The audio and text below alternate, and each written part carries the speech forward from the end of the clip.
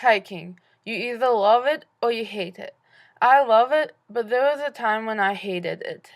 It was a Saturday morning, and I was working at a camp in the Rocky Mountains. I was a counselor, and we had taken many hikes during the summer. So one would guess that during our times off, this would be the last thing that we would want to do. But no.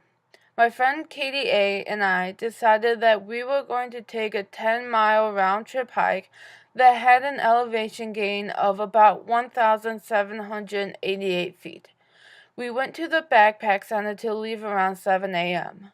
In just a short walk to the center, we knew that it was going to be a beautiful day. The air was crisp, there had been a great sunrise, and there was no rain in the forecast.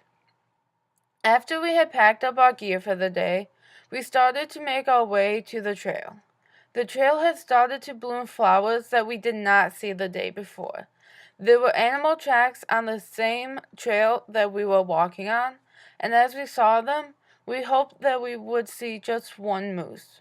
We stopped at our favorite places that included an opening that looked over a field and onto a mountain range that still had a little bit of snow on it from the winter, even though it was late June. The first half of the hike was going well. It was the next 2 miles that gave us some problems. There were many log bridges that looked like they could break any moment that we had to cross, but this was not the hardest part. The hardest part was the uphill hike that we had to do over boulders that looked like they were never going to end, and fallen trees that were just high enough off the ground that it was too tall to climb over and too short to duck under. The trail at times would look like it just disappeared, only to be found a few feet from our right, and at other times the trail looked like it was going straight up without an end in sight. During this time, I never knew that a 2-mile hike could be so hard. The only thing that was going through my mind was, why do I do this to myself?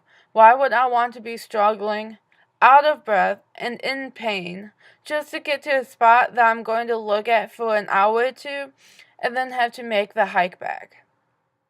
We got to our destination and relaxed for a couple of hours by looking over a lake to see another peak. While we were relaxing, I was reflecting on the trip out. Why would this be something that I would enjoy? Why would I do this for fun? Then I started to think about the laughs that we had together, from conversations between us, from things we heard other people say, and from one of us almost falling. I started to think about all the nature that surrounded us, the waterfall, the animal, and the tall trees that just reached into the sky. As soon as I started to think about the good times that we had, Katie A. suggested that we start to make our way back to camp in a few minutes, and here's when I started to not like hiking again. I wanted to be able to stay in this area forever and not have to walk back 5 miles. We got on our way, and I did not think much about it. I got to my cabin, and I lay down on my bed when another coworker asked me what I did today. I told her of the hike that we took.